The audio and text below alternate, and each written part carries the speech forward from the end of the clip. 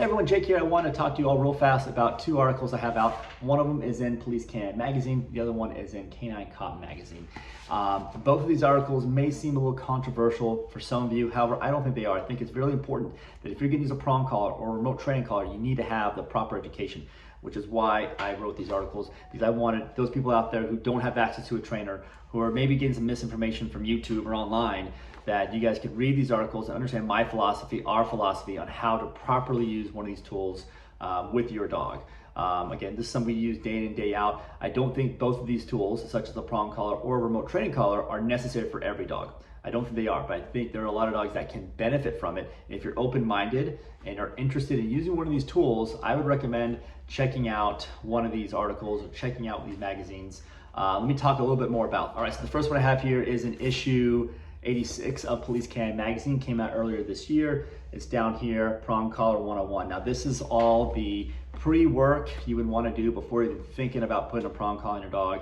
Talks about the brands that I would recommend, the only brands I would use. Talks about how to fit that on your dog properly if you're going to use it. Just all the ins and outs, some troubleshooting as well. Definitely check it out if you're interested in using a prong collar. There's so many different options out there when it comes to this tool. And again, a lot of misinformation. A lot of things on there that you're going to read for the first time perhaps. So check it out if you're interested in doing prong collar with your dog. I would always recommend getting with a trainer, personally getting with a trainer. But if you can't, and you just want to know, again, how I would introduce it, my philosophy, and all the great things I talk about when it comes to prong collars, I would check it out. Again, that is in Police Canine Magazine. You can go to their website, get a back issue if you need to, but it's Prong Collar 101. Let me show you the second article. All right, second article I have is in Canine Cop Magazine. It is actually issue 64, and it's down here, how to introduce a remote training collar. Now, this goes a lot more in depth. This goes step by step the way on how you can introduce a remote training collar. Troubleshooting that you might have.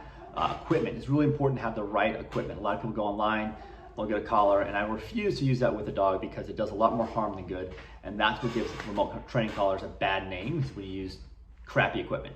So I would definitely look into that if you're thinking about using a remote training collar. I know I've had a few people read this article and they've told me it's really helped them out to do things even on their own, which I think is great. That's what I wanted. Because again, you have to have the right education, the right information if you're going to be using one of these tools. Many years ago, I think this Petco that took all the remote training collars off the shelf. I think that was a great thing, because I hate when people come to me with the remote training collar and they try to do training themselves, because they usually do more harm than good.